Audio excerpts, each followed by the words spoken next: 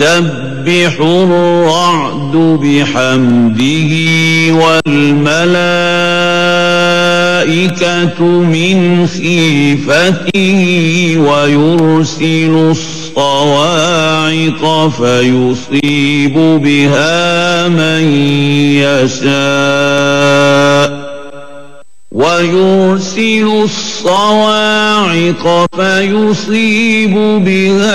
من يشاء وهم يجادلون في الله وهو شديد المحال.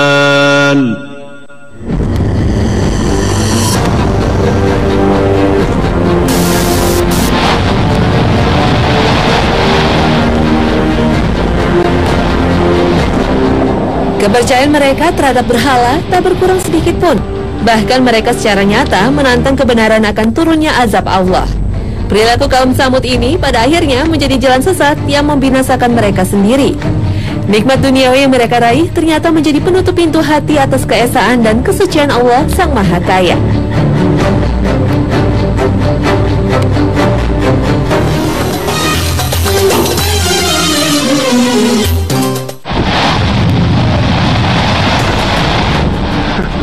Assalamualaikum warahmatullahi wabarakatuh. Selamat pagi pemirsa. Seperti biasa, Hasanah Trans 7 hadir untuk menambah wawasan akan luasan ilmu Islam. Dan lantunan surat Ar-Ra'd ayat ke-13 menjadi pembuka rangkaian informasi yang akan kami sajikan di pagi nan indah ini. Ar-Ra'd dapat diartikan sebagai guntur. Dan oleh karenanya dalam ayat ke-13 Allah telah memfirmankan bahwa sejatinya guntur bertasbih memuji padanya sebagaimana para malaikat. Sesuai dengan ayat ini, guntur dan kilat yang muncul sebagai sebuah fenomena alam sejatinya merupakan bentuk kuasa Allah atas seluruh kejadian yang ada di muka bumi. Gelegar suara guntur sejatinya merupakan sebuah peringatan Allah kepada seluruh hamba ciptaannya. Ketakutan yang timbul pada diri manusia ketika telinga menangkap suara burung seharusnya menjadi penggerak untuk senantiasa mengerjakan seluruh perintah sekaligus menjauhi semua larangannya. Kaum muslimin yang beriman hendaknya meyakini akan datangnya siksa Allah yang maha keras. Na'udzubillah min dzalik. Semoga kita terhindar dari azab amat pedih tersebut di hari pembalasan nanti. Amin Allahumma amin.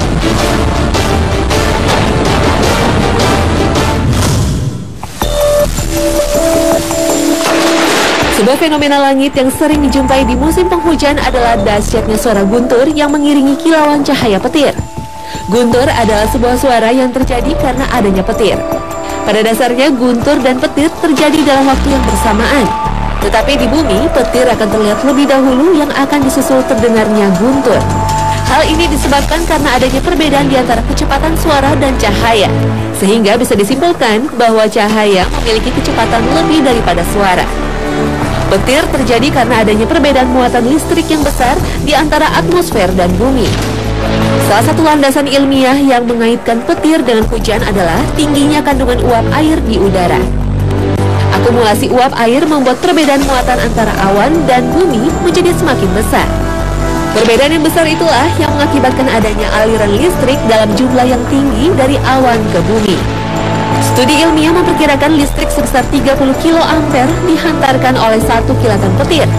Sehingga secara sederhana, listrik yang terdapat pada petir mampu menghasilkan cahaya yang setara dengan 37.000 bola lampu. Subhanallah.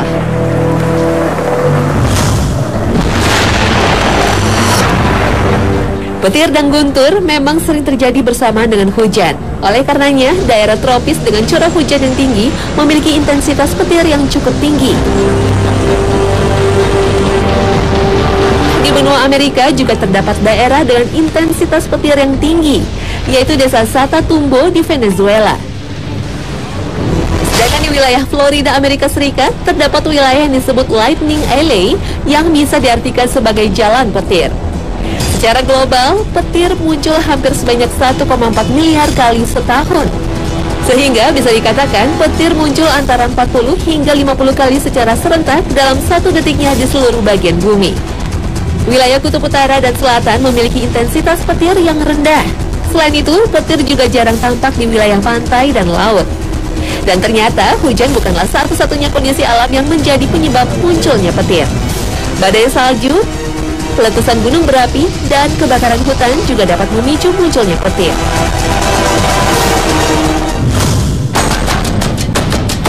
Sengatan petir bisa menimbulkan beberapa efek. Salah satunya adalah berubahnya sifat magnet dari sebuah logam. Kandungan energi listrik yang terdapat dalam petir ternyata bisa menimbulkan medan magnet di sekitarnya. Sehingga ketika petir menyengat logam yang berada pada tanah, berubah menjadi magnet. Kejadian ini pada akhirnya menjadi salah satu landasan teori yang menjelaskan mengenai asal-usul batu magnet alami. Kandungan listrik pada petir mulai diperhitungkan sebagai energi alternatif pengganti bahan bakar fosil. Sebuah percobaan ilmiah berhasil menghidupkan sebuah lampu berdaya 60 watt selama 20 menit dari sebuah sengatan petir yang kecil. Berawal dari sinilah, perusahaan Alternate Energy Holding Incorporation berniat untuk membangun sebuah pembangkit listrik tenaga petir. Perusahaan yang dipimpin oleh Don Gillespie ini ingin menjadi pioner dalam pemanfaatan energi petir. Tetapi banyak akademis meragukan efektivitas penggunaan petir sebagai sumber energi. Salah satu alasan ilmiah yang mendasari keraguan ini adalah tiadanya satu wilayah di bumi ini yang secara rutin disambar oleh petir dengan intensitas yang tinggi. Hal ini pada akhirnya mengakibatkan sulitnya menempatkan di manakah letak yang tepat untuk membangun instalasi penangkap petir.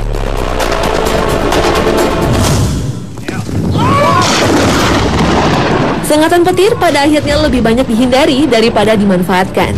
Petir dengan kandungan listriknya yang tinggi pada akhirnya akan mengakibatkan gangguan kesehatan, bahkan kematian bagi manusia dan hewan.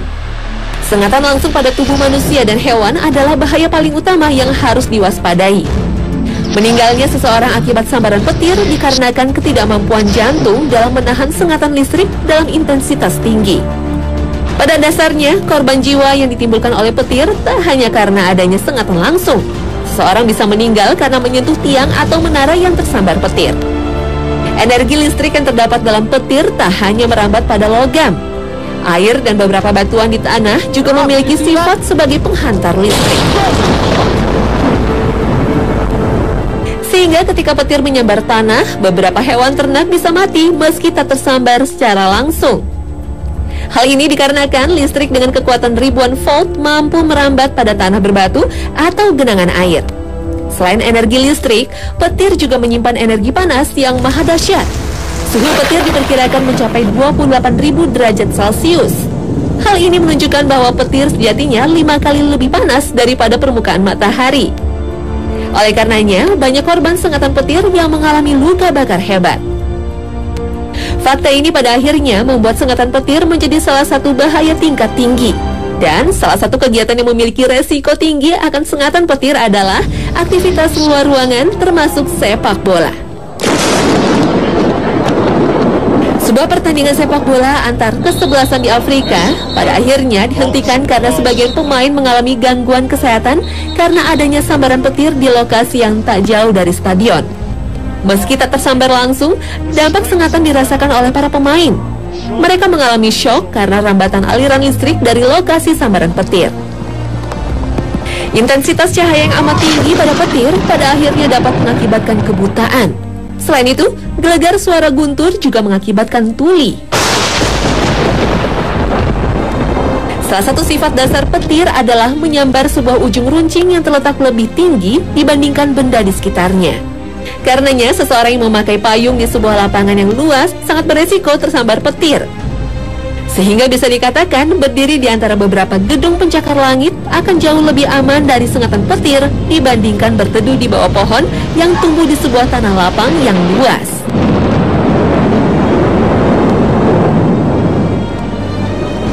Beberapa langkah untuk mengamankan diri dari sambaran petir adalah segera memasuki gedung atau rumah ketika hujan lebat.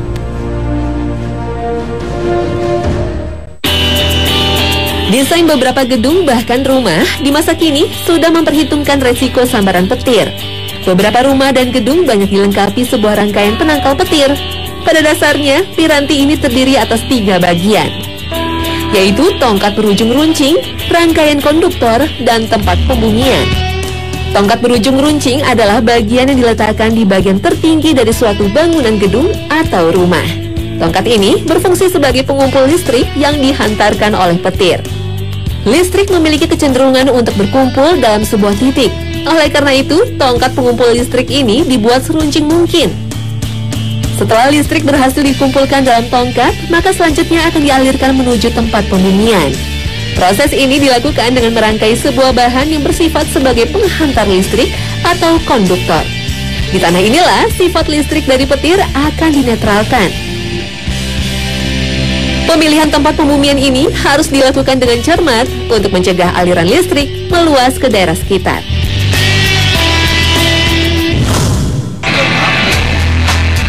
Seperti yang telah dijelaskan, tingginya kadar uap air di atmosfer adalah salah satu penyebab terjadinya petir.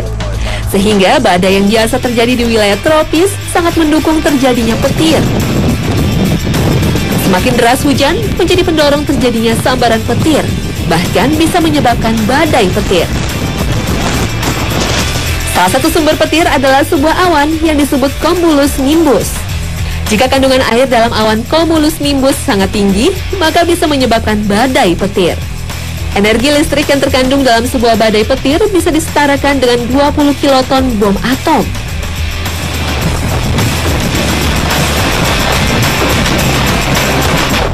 Kekuatan dahsyat petir sejatinya telah tersari dalam Al-Quran surat Fussilat ayat ke-17 hingga 18.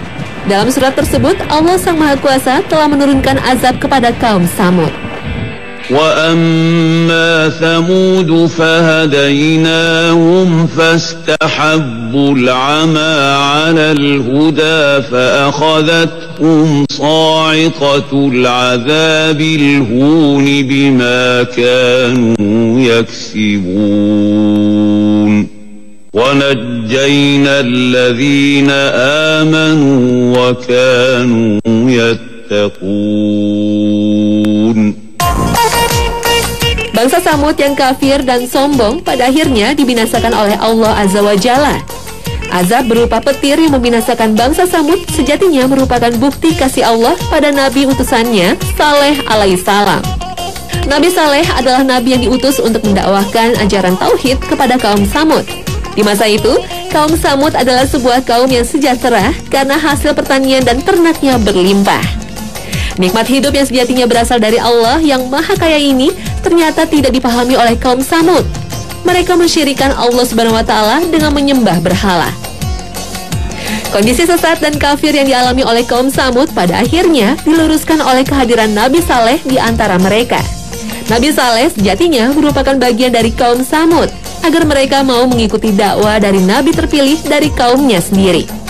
Kesombongan kaum Samud pada akhirnya membuat mereka sangsi atas kesucian risalah Nabi Saleh. Mendapat tantangan dan penolakan dari kaumnya yang sesat, maka ia memohon agar Allah memberikan sebuah mukjizat demi meyakinkan mereka atas kebenaran ajaran tauhidnya. Dan benar saja, Allah Sang Maha Pengasih lagi penyayang memberikan mukjizat kepada Nabi Saleh alaihissalam berupa kelahiran unta betina yang lahir dari sebuah batu. Peristiwa ini terdapat dalam surat Al-A'raf ayat ke-73. وَإِلَى ثَمُودَ أَخَاهُمْ صَالِحًا قَالَ يَا قَوْمِ اعْبُدُوا اللَّهَ مَا لَكُمْ مِنْ إِلَٰهٍ غَيْرُهُ قَدْ جَاءَتْكُمْ بَيِّنَةٌ مِّن رَّبِّكُمْ هَٰذِهِ نَاقَةُ اللَّهِ لَكُمْ آيَةً فَذَرُوهَا تَأْكُلْ فِي أَرْضِ اللَّهِ وَلَا تَمَسُّوهَا بِسُوءٍ فَيَأْخُذَكُمْ عَذَابٌ أَلِيمٌ.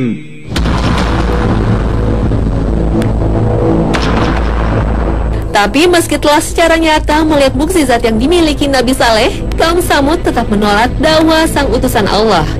Mereka berkeras untuk menolak mengimani keesaan Allah. Kepercayaan mereka terhadap berhala tak berkurang sedikit pun. Bahkan mereka secara nyata menantang kebenaran akan turunnya azab Allah dengan cara membunuh unta betina yang seharusnya dilindungi. Kebenaran kisah ini telah terangkum dalam surat Al-A'raf ayat ke-76 hingga 77.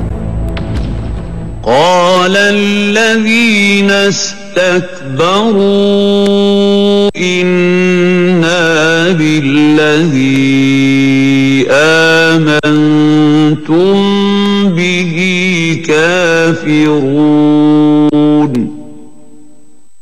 فعقروا الناقة وعتوا عن أمر ربهم وقالوا يا صالح ائتنا بما تعدنا إن كنت من المرسلين.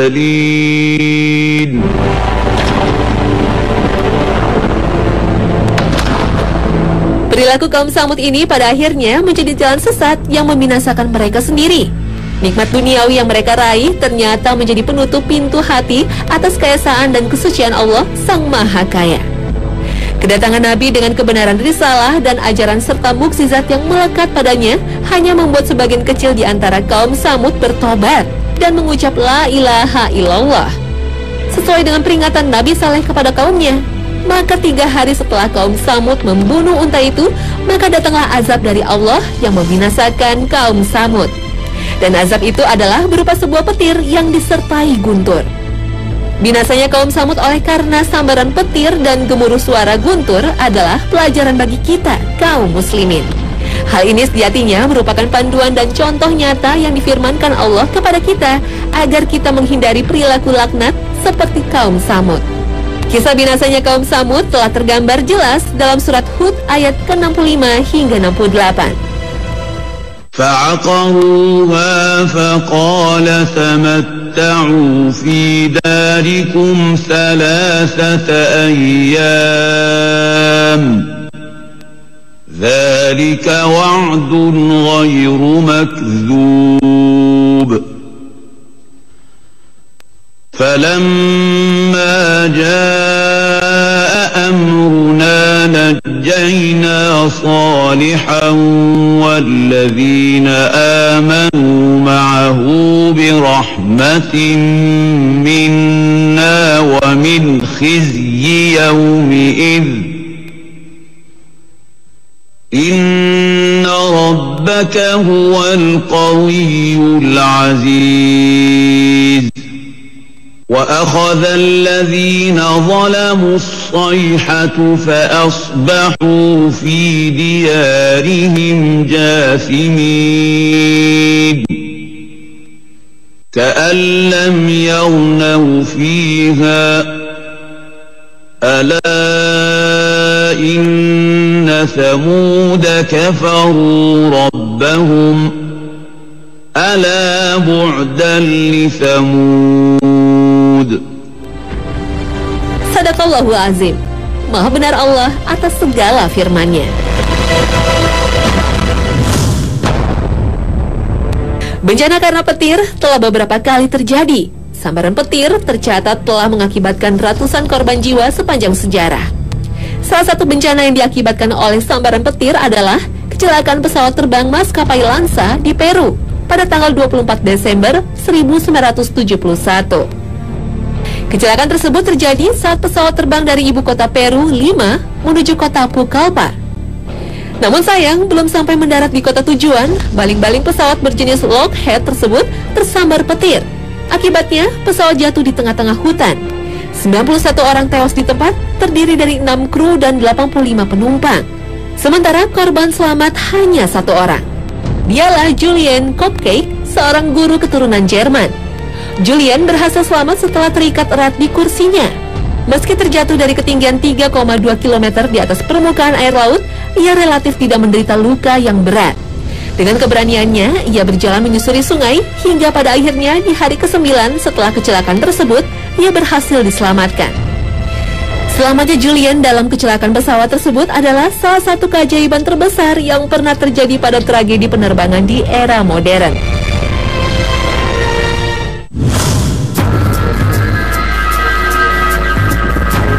Lain lagi kisah Roy Sullivan. Pria kelahiran 7 Februari 1912 ini adalah pemegang rekor sebagai manusia yang paling sering mendapatkan sambaran petir.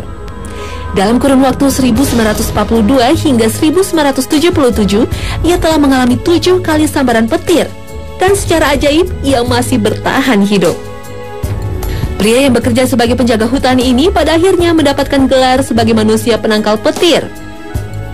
Status sebagai manusia anti petir pada akhirnya membawa Roy memasuki masa kelam dalam hidupnya. Hal ini disebabkan oleh perilaku masyarakat yang menjauhi dirinya. Mereka khawatir jika bergaul terlalu akrab dengan dirinya, maka mereka beresiko tersambar petir. Kegetiran hidup ini pada akhirnya membuat Roy memutuskan untuk melakukan bunuh diri dengan cara menembakkan pistol ke perutnya di saat usianya menginjak 71 tahun.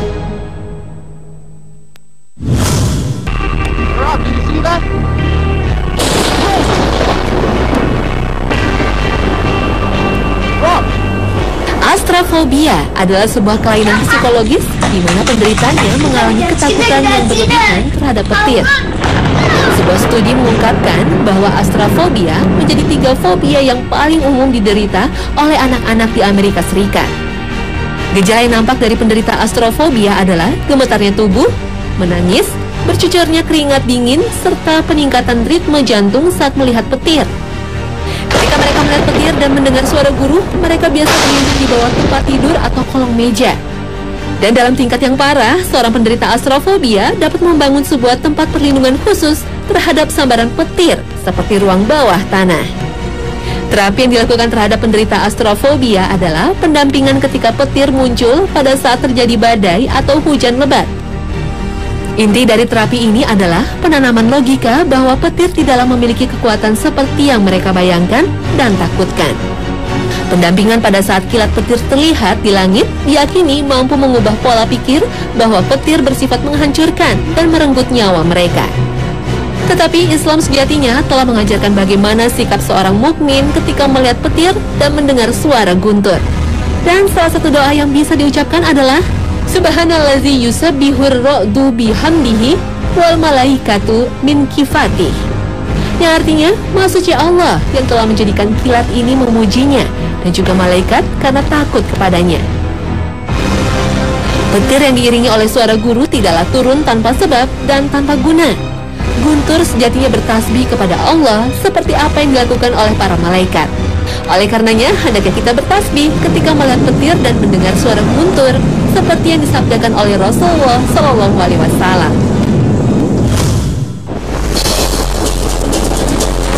Petir seperti yang telah tersari dalam Al-Quran adalah sebuah peringatan bagi semua makhluk bumi untuk terus memegang teguh keimanan dan keislamannya.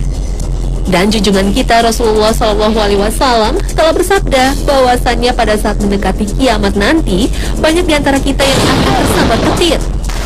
Kiamat adalah sebuah ketetapan yang pasti, dan untuk itulah kita harus senantiasa menjaga dan mempersiapkan diri untuk menghadapi hari akhir sekaligus hari pembalasan itu. Sekiranya kita terus meningkatkan ibadah demi memperberat timbangan yang berisi amalan soleh, sehingga kita bisa termasuk ke dalam golongan orang mukmin yang mendapatkan ganjaran surga dari Allah Sang Maha Sempurna lagi Maha Penyayang. Amin, Allahumma amin.